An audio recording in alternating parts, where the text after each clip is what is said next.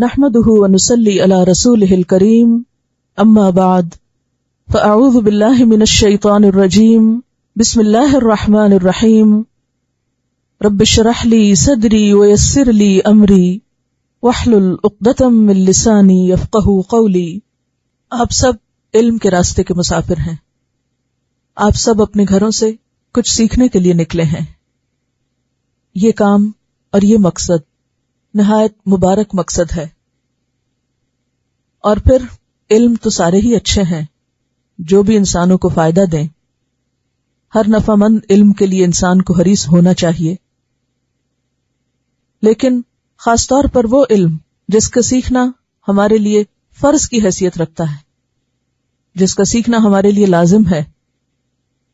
قرآن کی تعلیم، قرآن کا علم، اللہ کی معرفت کا علم، اپنے مقصد کا علم، اس کا سیکھنا اور بھی زیادہ انسان کے لیے فائدہ مند ہے کہ اسی سے انسان کی دنیا اور آخرت کی بھلائیاں وابستہ ہیں۔ قرآن پاک کے بارے میں اللہ سبحانہ وتعالیٰ فرماتے ہیں هو خیر مما یجمعون، کہ یہ قرآن ہر اس چیز سے بہتر ہے جسے لوگ جمع کر رہے ہیں، جسے لوگ سمیٹ رہے ہیں، جسے لوگ اکٹھا کر رہے ہیں۔ ہر انسان جس دنیا میں آتا ہے اپنے ساتھ کچھ خواہشات بھی لاتا ہے۔ اس دنیا میں رہتے ہوئے، دنیا کے مختلف چیزوں کو دیکھتے ہوئے، اپنے ماحول سے متاثر ہو کر انسان اپنی پرائرٹیز یا اپنی ترجیحات مقرر کرتا رہتا ہے۔ دنیا میں انسان کو اللہ نے جو کچھ بھی دیا ہے وہ سب اپنی جگہ، لیکن ان سب چیزوں میں جو نعمت تمام نعمتوں سے بہترین ہے وہ نعمت اسلام ہے۔ اللہ تعالیٰ نے اسلام کی نعمت کو قرآن پاک میں نعمت فرمایا ہے، لہذا جو شخص اس نعمت کو پا لیتا ہے، اس کی معرفت حاصل کر لیتا ہے، وہ حقیقی معنوں میں خوش قسمت ہے۔ اور جو اس نعمت سے محروم رہ گیا، جسے اللہ نے نعمت کہا، جو اس خیر اور اس بھلائی سے محروم رہ گیا، وہ ہر خیر اور ہر بھلائی سے محروم رہ گیا، اور اس میں کوئی شک نہیں۔ دنیا بھر کا مال و دولت، دنیا بھر کی عزت اور شہرت، کوئی بھی چیز انسان کو بچانے والی نہیں، انسان کو فائدہ نہیں دے سکتی جب تک کہ وہ اپنے آپ کو نہ پہچانتا ہو، اپنے رب کو نہ پہچانتا ہو، اپنے دین کو نہ جانتا ہو، اپنی عاقبت، اپنی آخرت اور اپنے انجام کے بارے میں جب تک باخبر نہ ہو۔ تو اصل خوش قسمت وہ ہے کہ جو حقیقت کا علم پا لے۔ اور آپ سب جانتے ہیں کہ کچھ پانے کے لیے کچھ قربانی بھی کرنی پڑتی ہے، کچھ لینے کے لیے کچھ دینا بھی پڑتا ہے، کچھ حاصل کرنے کے لیے کچھ چھوڑنا بھی پڑتا ہے۔ اس وقت اگر ہم کچھ پانے کے لیے یہاں بیٹھے ہیں تو یقیناً ہم سب نے کچھ نہ کچھ چھوڑا بھی ہے۔ اگر ان دونوں کا موازنہ کر لیں، ان کا کمپیریزن کر لیں، ایک ترازو میں دونوں چیزوں کو رکھ لیں، جو آپ چھوڑ کر آئے ہیں اس کی کیا قدر و قیمت ہے، اور جو آپ پانے جا رہے ہیں اس کی کیا حیثیت ہے، اس کی کیا قدر و قیمت ہے۔ اور پھر قدر و قیمت اپنی نگاہوں سے نہ دیکھیے، اپنے پیدا کرنے والے کی نگاہ سے دیکھیے، اور پھر حقیقی معنوں میں آپ کے لیے اس زندگی کی، اپنی، خود آپ کی اپنی ذات کی خیر، بھلائی، فلاح اور حقیقی کامیابی اور ہمیشہ کی کامیابی کے لیے کیا ضروری ہے۔ جو کچھ اس وقت آپ نے چھوڑا، کیا واقعی اس پر آپ کی آخرت کی کامیابی کا انحصار ہے؟ کیا وہ چیزیں، خواہ وہ مال ہو یا اولاد ہو یا گھر بار ہو یا کوئی بھی دلچسپی اور کوئی بھی ایکٹیویٹی یا کوئی بھی آپ کی پسند کی چیز، کیا اس میں سے کوئی بھی چیز ایسی ہے کہ جو کل قبر میں اترتے ہی ہمارا ساتھ دینے والی ہے، یا حشر کے میدان میں کھڑے ہو کر ہمارے کام آنے والی ہے، یا ہمیں ہمارے رب کے سامنے سرخرو کرنے والی ہے؟ جب تک ہم اپنے مقصد کو نہیں پہچانتے اور جب تک ہم اپنی ذمہ داریوں کو ادا نہیں کرتے، دنیا کی کوئی بھی چیز ہمیں حقیقی معنوں میں فائدہ نہیں دے سکتی۔ لہذا جس راہ پر آپ نکلے ہیں اس راہ پر نکلنا آپ کو مبارک ہو۔ اللہ تعالیٰ اس کوشش کو قبول فرمائے اور آپ کو استقامت نصیب فرمائے، ہم سب کے لیے راستے آسان فرمائے، اور ہمیں ان کاموں کی توفیق دے جو اس کو پسند ہیں اور جو اس کو راضی کرنے والے ہیں، آمین۔ تو ہم پہلے درجے پر اس کام سے محبت ڈیولپ کریں، یہ سوچ اپنے اندر پیدا کریں کہ جو کچھ میں کرنے جا رہی ہوں یہ ایک اعلیٰ ترین کام ہے، یہ کوئی معمولی کام نہیں۔ یہ توفیق اور یہ صلاحیت تو اللہ تعالیٰ ان لوگوں کو دیتا ہے جن سے وہ خیر اور بھلائی کا ارادہ کرتا ہے۔ صحیح حدیث میں آتا ہے، من یرد اللہ بہ خیرا یفقہہ فی الدین، جس سے اللہ بھلائی کا ارادہ کرتا ہے اسے دین کی سمجھ دیتا ہے۔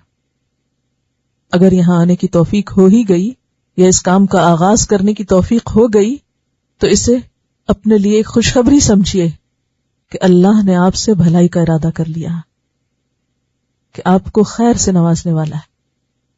لہذا اپنے اس کام کی سب سے پہلے خود قدر کیجیے کہ آپ جو کچھ کر رہے ہیں وہ بہت اہم کام ہے، بیکار چیز نہیں ہے۔ پہلے درجے میں علم سے محبت، علم سیکھنے کے کام کو ایک ویلیوبل کام سمجھنا، ایک ضروری کام سمجھنا، ایک اہم کام سمجھنا۔ پھر اس کے بعد سیکھنا، سننا بھی اور سیکھنا بھی۔ اور پھر جو کچھ آپ سیکھیں، جو نئی بات جانے، وہ ساری تو نہیں لیکن کم از کم ایک بات کسی دوسرے کے ساتھ شیئر کرنا، سکھانے والا بھی بننا، کیونکہ نبی صلی اللہ علیہ وسلم نے سب لوگوں سے، جبکہ آپ کی زندگی کا ایک تاریخی اجتماع تھا، تاریخی اجتماع، اور وہ کیا تھا؟ حجۃ الوداع کا اجتماع، جس میں اتنی بڑی گیدرنگ تھی، اتنا بڑا اجتماع تھا کہ نہ اس سے پہلے کبھی اتنی بڑی جمعیت ہوئی اکٹھی، اور آپ کی زندگی میں نہ کبھی اس کے بعد اتنی بڑی ہوئی۔ 1,40,000 کے مجمع میں آپ نے ایک نصیحت فرمائی تھی، اور وہ کیا تھی؟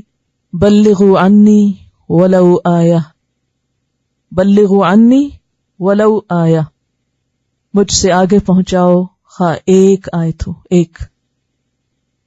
مجھے بتائیے کہ کیا اس 1,40,000 کے مجمع میں سب علماء تھے؟ ان میں سے تو کئی ایسے تھے کہ جو قریب کے زمانے میں مسلمان ہوئے تھے، یعنی مسلمان ہوئے اور حج کو آ گئے۔ انہوں نے شاید اس سے پہلے علم کی کوئی ایک بات بھی نہیں سیکھی تھی، کوئی ایک بات نہیں سیکھی تھی۔ وہ پہلا موقع تھا وہاں کہ انہوں نے پہلی دفعہ رسول اللہ صلی اللہ علیہ وسلم کو دیکھا تھا، اور اس موقع پر مختصر سا خطبہ آپ نے ارشاد فرمایا تھا، اور اس موقع پر آپ نے یہ تعلیم دی تھی، بلغوا عنی ولو آیہ، مجھ سے آگے پہنچاؤ خواہ ایک آیت کیوں نہ ہو، ایک بات کیوں نہ ہو۔ تو آپ پہلے دن سے ہی سیکھنے کے ساتھ سکھانے والے بھی بنیں گے، اور اس کا آغاز اپنے گھر سے کیجیے، اپنے بچوں سے، اپنے ساتھیوں سے، اپنے دوستوں سے۔ تو پورے دن میں جو کچھ سنیں اس میں سے صرف ایک بات شیئر کریں دوسرے کے ساتھ، اپنے ہسبینڈ کے ساتھ شیئر کریں۔ تو گویا ہمیں اس سفر میں تنہا نہیں چلنا، اپنے پیاروں کو ساتھ لے کے چلنا ہے۔ یہ بات نوٹ کر لیجئے، اس سفر میں ہمیں تنہا نہیں چلنا، اپنے پیاروں کو ساتھ لے کے چلنا ہے۔ یہ کس قدر خود غرضی کی بات ہوگی کہ ہم اپنے لیے تو جنت چاہیں، لیکن جن لوگوں کے ساتھ ہم اٹھتے بیٹھتے سوتے جاگتے کھاتے پیتے اور کام کرتے ہیں، ان کے اور ہمارے درمیان اتنا فاصلہ ہو کہ وہ نہ جانتے ہو کہ ہم کس ذہنی سوچ سے گزر رہے ہیں اور ہم کیا پا رہے ہیں۔ تو آپ کو شیئرنگ کرنی ہے، شیئرنگ کے ساتھ جینا ہے، دوسروں کو شریک کرنا ہے خیر میں، بھلائی میں، اور جو دوسروں کو خیر بانٹتا ہے، جو دوسروں کا بھلا کرتا ہے، اللہ اس کا بھلا کرتا ہے۔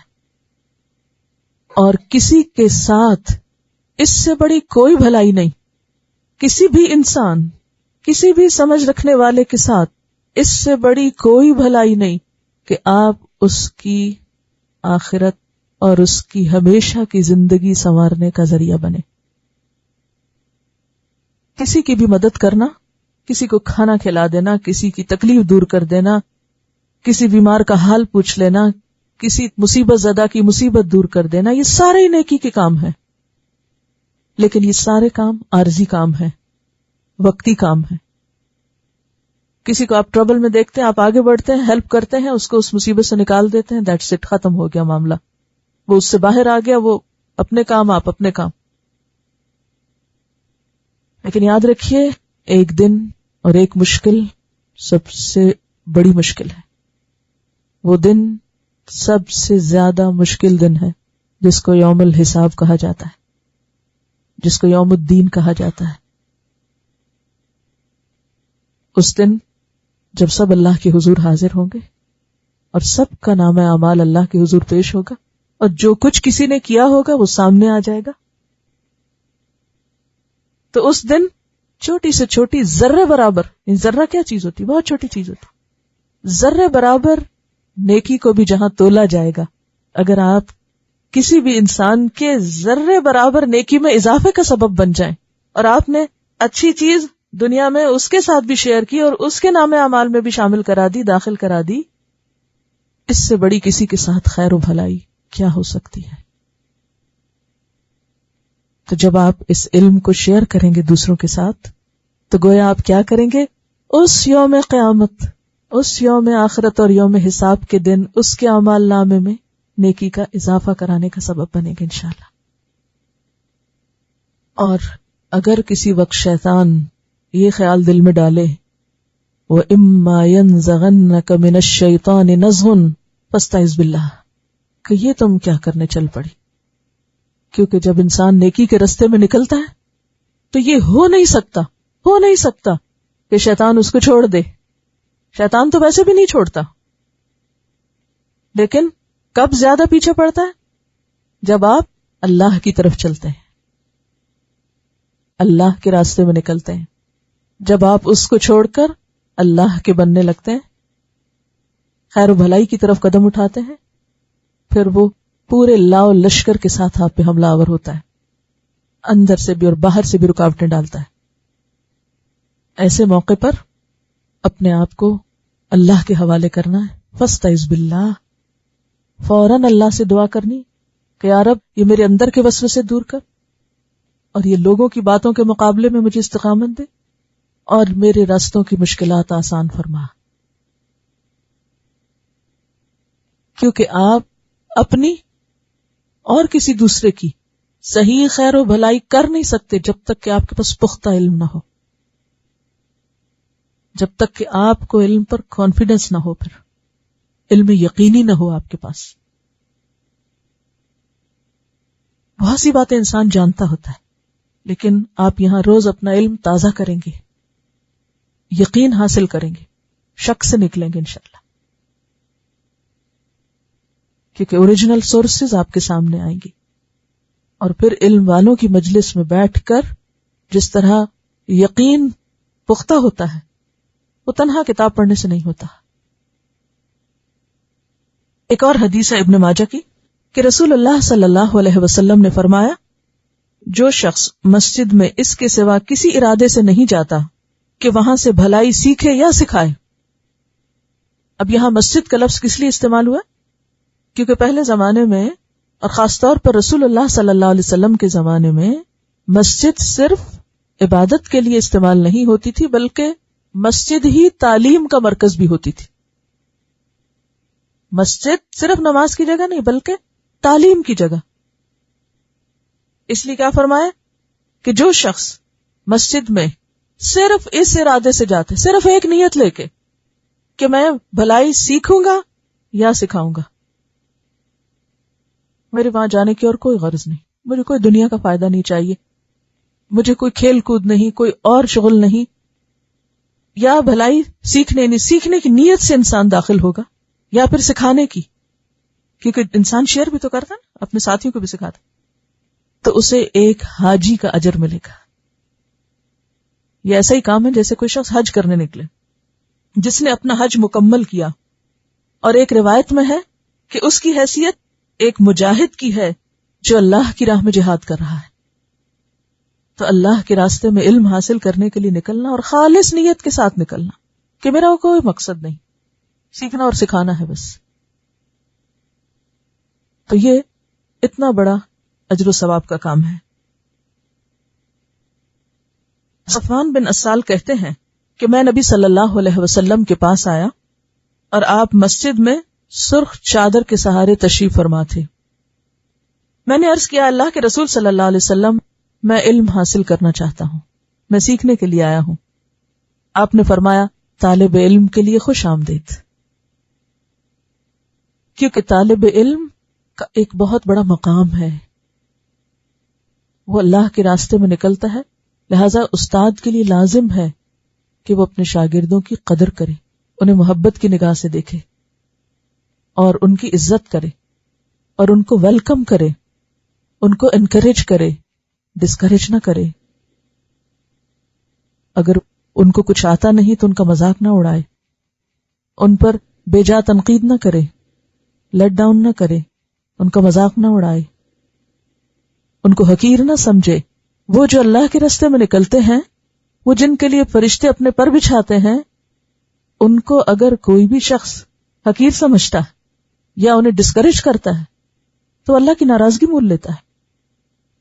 لہذا طالب علموں کے لیے کیا حکم ہے کہ ان کو ویلکم کیا جائے، جیسے اللہ کے رسول صلی اللہ علیہ وسلم نے اس شخص کو ویلکم کیا.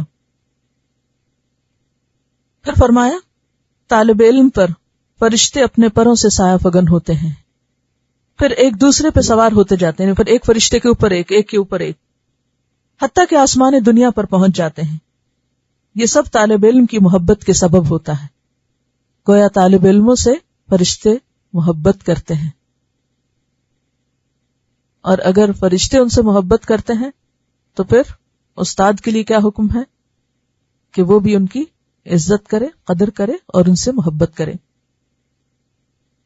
ابو ہارون کہتے ہیں کہ جب ہم ابو سعید خدری رضی اللہ عنہ کے پاس آئے تو وہ کہنے لگے رسول اللہ صلی اللہ علیہ وسلم کی وصیت کے مطابق میں تمہیں خوش آمدید کہتا ہوں، کیونکہ آپ نے ہمیں وصیت کی تھی اپنے صحابہ کو. وصیت کیا ہوتا ہے؟ تاکیدی حکم. ہم نے کہا کہ رسول اللہ صلی اللہ علیہ وسلم کی وصیت کیا ہے؟ آپ نے کیا وصیت کی تھی؟ کہنے لگے کہ ہمیں رسول اللہ صلی اللہ علیہ وسلم نے فرمایا میرے بعد تمہارے پاس میری احادیث پوچھنے کے لیے لوگ آئیں گے، یعنی میری باتیں پوچھنے کے لیے جو میں تعلیم تمہیں دے رہا ہوں وہ سیکھنے کے لیے لوگ آئیں گے. بس جب وہ تمہارے پاس آئیں تو ان سے لطف اور شفقت سے پیش آنا، نرمی سے پیش آنا، اور انہیں حدیثیں بتانا، یعنی علم دینا، سکھانا.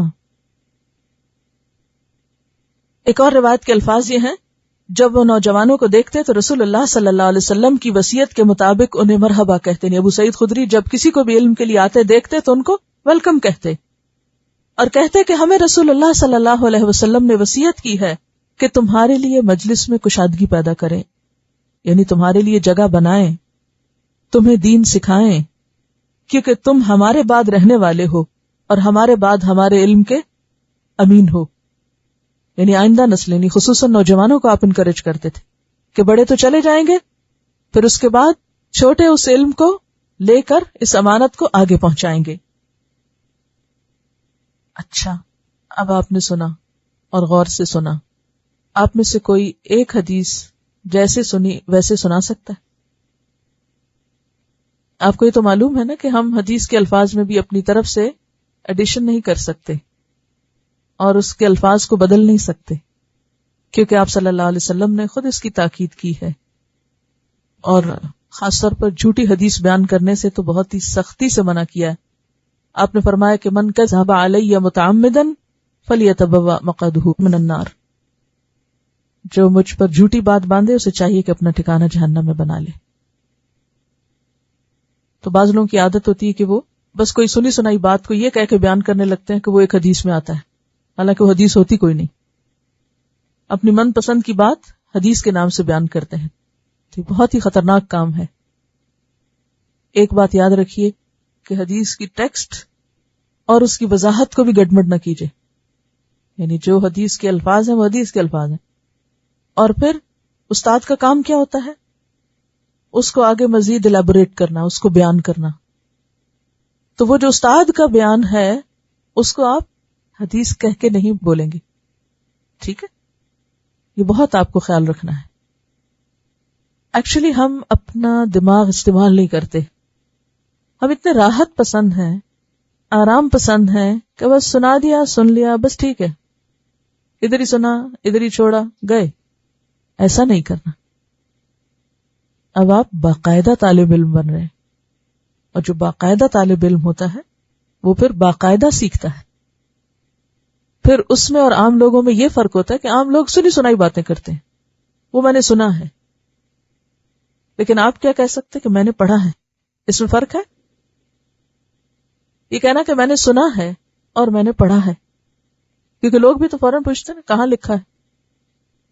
تو پھر وہ لکھا ہوا آپ کو پتا ہونا چاہیے کہ کہاں لکھا ہے. قُلْ هَاتُوا بُرْهَانَكُمْ إِن كُنتُمْ صَادِقِينَ، لاؤ اپنی دلیل اگر تم سچے ہو. تو اس کورس میں باقاعدہ طالب علم کی حیثیت سے آنے کا ایک مقصد یہ بھی ہے کہ آپ علم کے جو سورسز ہیں یا ریفرنس ہیں یا دلائل ہیں ان پر ڈائریکٹ ایکسس رکھتے ہوں، آپ کو معلوم ہو.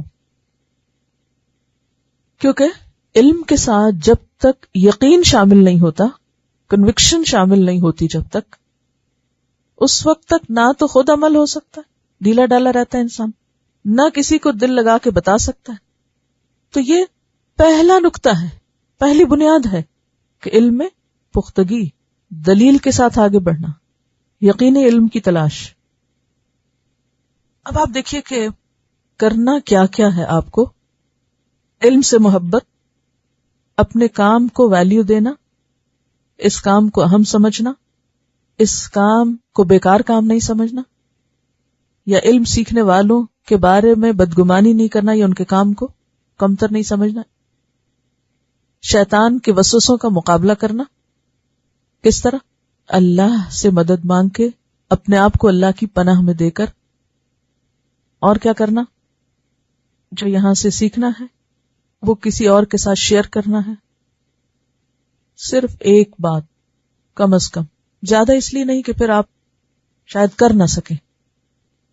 اس راستے میں، یعنی اس علم کے راستے میں اپنی نیت کو صرف اللہ کے لیے خالص کرنا، کہ ہم یہاں اس کے علاوہ کسی اور مقصد کے لیے نہ آئیں، کہ ہمیں خیر سیکھنا ہے اور خیر بانٹنا ہے، خیر لینا ہے اور خیر بانٹنا ہے. اس بات کا یقین رکھنا کہ خیر و بھلائی کے تمام کاموں میں اعلیٰ ترین کام کسی کی آخرت سنوارنے میں اس کی مدد کرنا، کسی کے نامہ اعمال میں نیکیوں کا اضافہ کروانا. آپ سوچئے نا کہ کوئی شخص بھٹکتا جا رہا ہے، آپ اس کو ادھر سے دوسری طرف لے آتے ہیں. کوئی شخص اسلام کے بارے میں، دین کے بارے میں منفی خیالات کا شکار ہے، آپ اس کو نیکی کی طرف لے آتے ہیں، مثبت سوچ دیتے ہیں. اور کیا کرنا؟ غور سے سننا، مقاصد اعلیٰ کو پہچاننا، خود کو پہچاننا، اپنے رب کو پہچاننا، اپنے انجام اور اپنی آخرت کو پہچاننا. اصل خوش قسمتی کی طلب رکھنا. اصل کامیابی، صرف خوش قسمتی نہیں بلکہ کامیابی بھی ساتھ شامل کر لیں. حقیقی کامیابی اور اصل کامیابی پانے کی جستجو کرنا یا اس پر نظر رکھنا، اور اس کے لیے اگر چھوٹی چھوٹی قربانیاں بھی کرنی پڑے تو اس کو بگ ڈیل نہیں سمجھنا. اگر آپ نے مثلاً کورس جوائن کرنے کے لیے جاب چھوڑی ہے فار ایگزامپل، تب اس کا غم نہیں دل کو لگا کے رکھنا کہ اتنے پیسے کم ہو گئے. آپ دیکھیں تو صحیح کہ اللہ کیسے تھوڑوں میں بھی برکت ڈال دے گا، تھوڑے میں بھی بہت برکت ہو جائے گی انشاءاللہ تعالی. یا گھر چھوڑا، کیونکہ کچھ لوگ گھر بھی چھوڑ کر آئے ہیں، کچھ لوگوں نے یقینی طور پر نیند قربان کی ہوگی، بعض لوگوں نے اپنے اس وقت کے کام جو وہ اس وقت کیا کرتے تھے وہ پہلے سے اکٹھا ہی کیا ہے.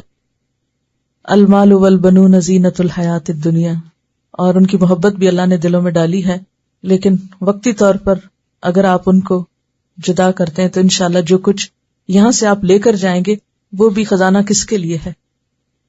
وہ آپ کی اولاد ہی کے لیے ہے. یعنی اگر آپ تھوڑی دیر کے لیے ان کو جدا کرتے ہیں تو پلٹ کر انہیں اس سے بہتر دینے کے قابل بھی ہوں گے انشاءاللہ. اور کوئی بھی کام کرنے سے پہلے اس کی دلیل معلوم کرنا، بنیاد کو جاننا، اصل کو جاننا، اس بات کا یقین رکھنا کہ جو کچھ ہم دنیا میں جمع کر رہے ہیں وہ آخرت میں کام نہ آئے گا جب تک کہ ہم ان سب چیزوں کو صحیح طور پر حاصل کریں اور صحیح جگہوں پر لگانے والے بھی ہوں. قرآن کے علم کے بعد جب آپ دنیا کو دیکھتے ہیں تو بالکل ایک اور نظر سے دیکھتے ہیں، کیونکہ اصل حقیقت نظر آتی ہے. ایسا ہی ہے کہ جو چشمہ لگاتا ہو وہ چشمے کے ساتھ دیکھے اور چشمے کے بغیر دیکھے. تو قرآن کے علم کے بغیر ہم دنیا کو ایسا ہی دیکھتے ہیں جیسے چشمے کے بغیر دیکھتے ہیں. تو اس میں کچھ چیز تو ٹھیک نظر آ جاتی ہے اور کچھ چیز الٹ نظر آتی ہے. کچھ سے کچھ، مثلاً اگر آپ کچھ پڑھ رہے ہو چشمے کے بغیر تو آپ کو کیا نظر آئے گا؟ آپ بعض اوقات لفظ غلط پڑھ جاتے ہیں. تو یہ بالکل ایک حقیقت ہے کہ جب آپ قرآن کا علم حاصل کر لیتے ہیں تو آپ ایک ایسا چشمہ لگاتے ہیں حقیقت کا جس میں آپ کو ہر چیز اس کی اصل شکل میں نظر آنے لگتی ہے، اور پھر آپ ہر چیز کو اس کے اصل مقام پر رکھتے ہیں. اور اس کے بغیر یہ ممکن ہی نہیں. قرآن کے علم کے بغیر، دین کے علم کے بغیر ممکن ہی نہیں کہ آپ دنیا کی چیزوں کی اصلیت کو پہچان سکیں کہ کسی بھی چیز کی حقیقت کیا ہے. ہر چیز کی اصل حقیقت نظر آنے لگتی ہے، چاہے مال ہو، چاہے اولاد ہو، چاہے کیریئر ہو، چاہے دنیا کی نعمتیں اور راحتیں ہوں، چاہے آخرت کا معاملہ ہو، کچھ بھی. ہر چیز کے لیے آپ کو ایک نیا رخ ملتا ہے، ایک نئی نگاہ نصیب ہوتی ہے. یعنی آپ کا سوچنے کا انداز اور چیزوں کو پرسیو کرنے کا اور سمجھنے کا سب بدلتا ہے. اور بدلتا کس رنگ میں ہے؟ بہتر رنگ میں بدلتا ہے. اب آپ دیکھیے کہ کسی بھی کام کو کرنے کے دو طریقے ہوتے ہیں. ایک ہے بس کر لینا، جیسا بھی ہو کام چلا لینا، چل چلاؤ والا معاملہ. اور ایک ہے اس کام کو احسن طریقے سے کرنا، بہترین طریقے سے کرنا. آپ نے یہ سفر جو شروع کیا ہے اس کا ایک اینڈ بھی ہے. آج پہلا دن ہے، ایک دن آپ کا آخری دن بھی ہوگا، کیونکہ کوئی بھی وقت کوئی بھی کام ٹھہرتا نہیں، ہر چیز چلتی چلی جاتی. اب آپ کے پاس چوائس ہے کہ آپ اس وقت کو کس طرح استعمال کرتے ہیں، اس کام کا حق ادا کرتے ہوئے یا پھر کچا پکا کرتے ہوئے. وہ جیسے تیسے ہو جائے. دنیا کے معاملے میں ہم، گھروں کے معاملے میں ہم کیا طریقہ اختیار کرتے ہیں؟ گھر کی صفائی، کوکنگ، لباس، رکھ رکھاؤ، ہر چیز میں ہم بہترین کی طرف جاتے ہیں، اچھے سے اچھے کی تلاش میں ہوتے ہیں. لیکن آخر ایسا کیوں کہ جب دین کا معاملہ آتا ہے، آخرت کا معاملہ آتا ہے تو ہم کم سے کم پہ بھی راضی ہو جاتے ہیں؟ آپ سب اگر یہاں پر آنے والے ٹوٹل دنوں اور ٹوٹل گھنٹوں کو گنے، اس کو آپ یوں سمجھیے کہ جیسے وہ آپ کے پاس کرنسی ہے یا پیسے ہیں، کیش ہے آپ کے پاس. اس وقت کو آپ کیا کریں؟ ایک مال سمجھیں. وقت کیا ہے؟ مال. مثلاً اس سارے وقت کی قیمت تو گن ہی نہیں سکتے ہم، جو اصل قیمت ہے، کیونکہ ایک لمحہ بھی جو ہمارا نکل جاتا ہے نا ہمارے ہاتھ سے، اس کو بھی پوری دنیا کی دولت دے کے آپ نہیں خرید سکتے. تو اب آپ کیلکولیشن کر لیجئے کہ یہ پورے گھنٹے جو آپ کو اس کورس کے ملیں گے ان کی اصل قیمت کیا ہوگی. وہ ویلیو اگر آپ نکالیں تو وہ تو پتہ نہیں کہاں جاتی. لیکن اگر ہم اس ویلیو کو ایک سمبل کر لیتے ہیں، مثلاً $1,000 ہے آپ کے پاس. اب یوں سمجھے کہ جیسے آپ میں سے ہر ایک کو آج $1,000 مل گیا ہے، اور یہ $1,000 اصل میں کیا ہے؟ وہ وقت جو آپ کو اس کورس میں گزارنا ہے. کچھ لوگ ہوں گے جو مارکیٹ میں جا کر اس 1,000 سے بہترین چیز خریدیں گے، اور کچھ لوگ ہوں گے جو اس مال کو ضائع کر دیں گے. اب آپ خود سوچئے کہ جو شخص $1,000 لے کر مارکیٹ میں جاتا ہے اور بیکار ردی چیزیں اٹھا لاتا ہے، صحیح چیز نہیں خرید کر لاتا، اس کا رزلٹ اور اس کا انجام کیا ہے؟ اور وہ شخص جو 1000 سے بہتر چیز اور کم سے کم قیمت میں زیادہ سے زیادہ اچھی چیز لے کر آتا ہے، اس نے کس قسم کا سودا کیا؟ تو یہ دراصل آپ کی ایک تجارت ہے، آپ کا ایک سودا ہے، آپ کی ایک انویسٹمنٹ ہے کہ آپ اپنے اس وقت کو کس طرح گزارتے ہیں، کس کام میں گزارتے ہیں، کس طریقے پر استعمال کرتے ہیں، بہترین طریقے پر یا پھر بس جو بھی آ گیا اس سے۔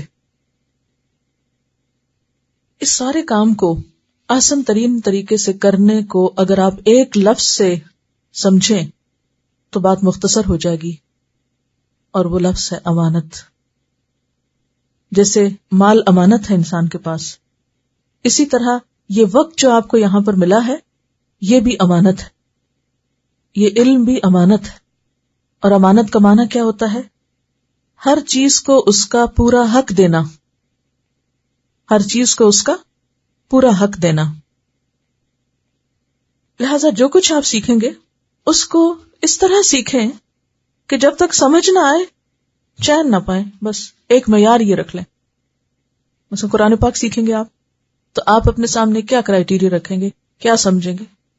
کیونکہ آپ میں سے بہت سے لوگ ایسے ہیں جو پورا قرآن بھی پڑھے ہوئے ہیں، یا کوئی 20 سپارے پڑھ چکا ہے، کوئی 10 پڑھ چکا ہے، کوئی 2 پڑھ چکا ہے، بہت سے لوگ پہلے سے بھی سیکھے ہوئے ہیں اور پھر دوبارہ اس کو سیکھنا شروع کر رہے ہیں۔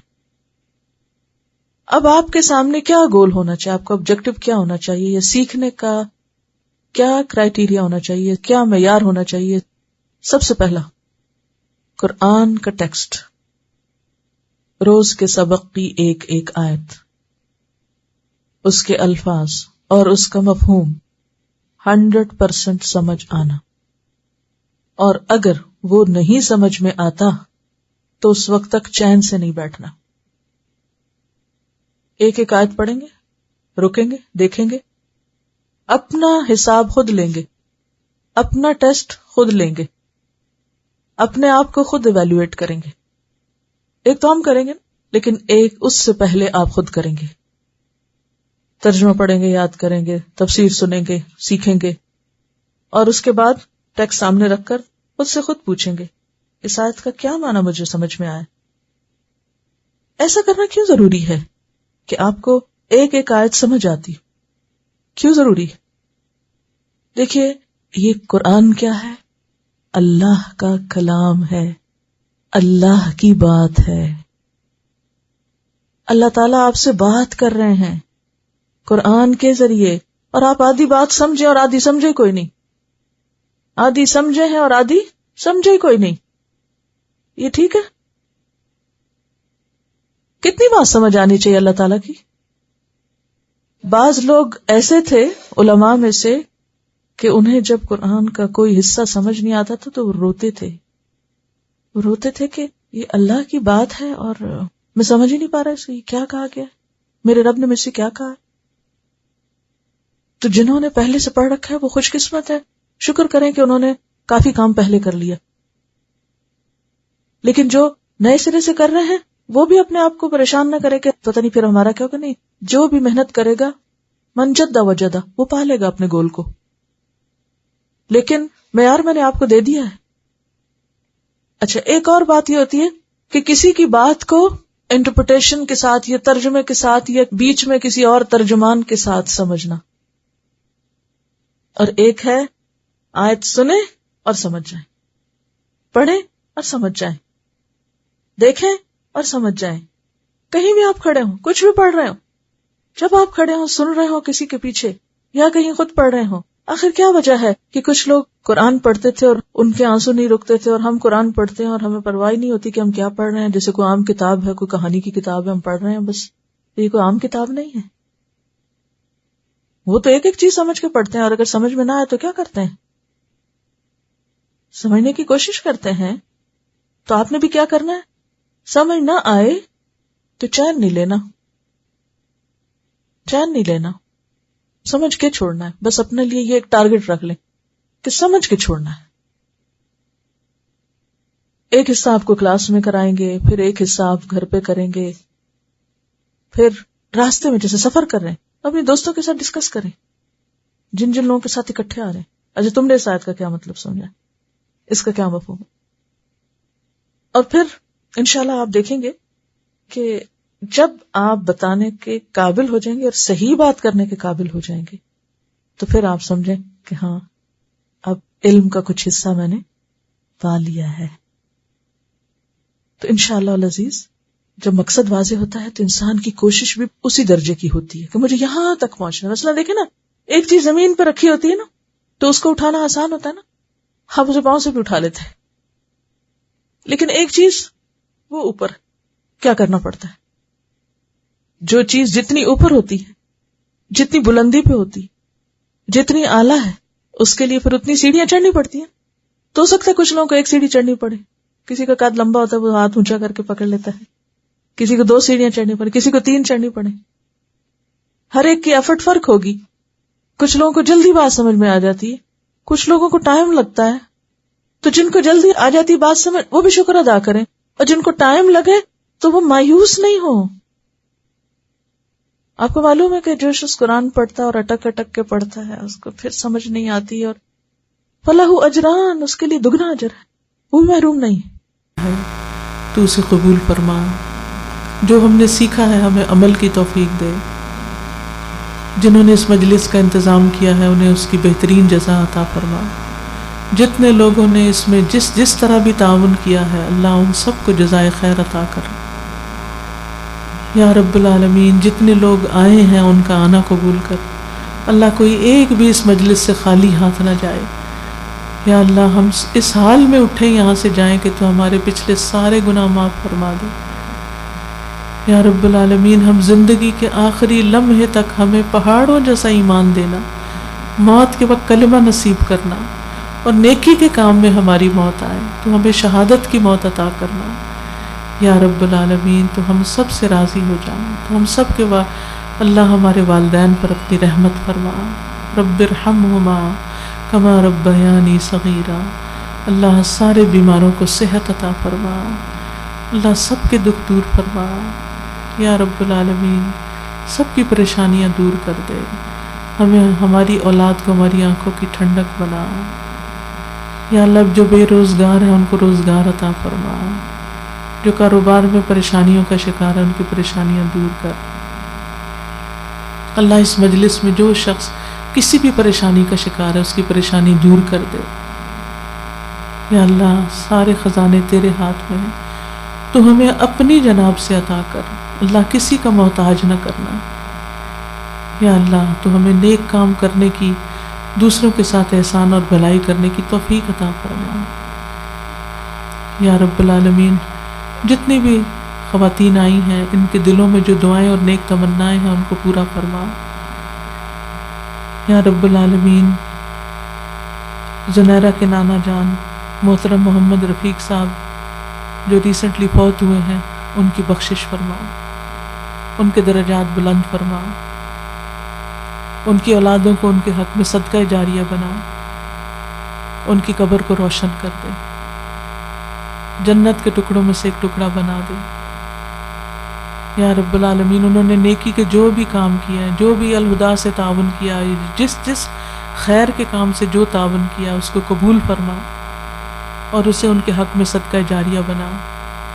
اللہم اغفر لہ وارحمہ وعافہ واعف عنہ واکرم نزلہ ووسع مدخلہ واغسلہ بالماء والثلج والبرد ونقہ من الخطایا کما ینقى الثوب الابیض من الدنس. اللہم ابدلہ دارا خیرا من دارہ واہلا خیرا من اہلہ وزوجا خیرا من زوجہ. اللہم ادخلہ الجنۃ، اللہم ادخلہ الجنۃ، اللہم ادخلہ الجنۃ واعذہ من عذاب القبر ومن عذاب النار. یا ارحم الراحمین اللہ ہم سب بھی آخرت کے مسافر ہیں، ہمیں اچھا انجام عطا کرنا. اللہ ہمیں حسن انجام دینا. اللہ ہمیں ہماری موت آسان کر دینا. ہماری قبر روشن کر دینا، حشر کے دن ہمارا حساب آسان کر دے، تو بے حساب ہم کو بخش دینا، ابرار نیک لوگوں کے ساتھ اٹھانا، دنیا میں بھی نیک لوگوں کی کمپنی عطا فرما اور آخرت میں بھی نیک لوگوں کے ساتھ اٹھا۔ اللہ تو ہمارے گناہوں کو معاف کر دے، اللہ تو ہمیں بخش دے، اللہ تو ہم سب کو بخش دے، اللہ تو ہم سب کو بخش دے۔ اللہ ہمیں دین کے کام کی دن رات توفیق عطا فرما، اور جو کام ہم کر رہے ہیں اس میں بے شمار برکت پیدا کر دے، اور اس میں جو بھی غلطی ہے اس کو معاف کر دے۔ اللہ ہم سب پر اپنی رحمت نازل فرما، ہمیں اپنی رحمتوں سے ڈھانپ لے، سب آنے والوں کو جزائے خیر عطا فرما۔ ربنا تقبل منا انک انت السمیع العلیم وتب علینا انک انت التواب الرحیم، وصلی اللہ تعالی علی خیر خلقہ محمد وعلی آلہ واصحابہ واہل بیتہ اجمعین برحمتک یا ارحم الراحمین۔ الہی آمین۔ سبحانک اللہم وبحمدک اشہد ان لا الہ الا انت استغفرک واتوب الیک۔ السلام علیکم ورحمۃ اللہ وبرکاتہ۔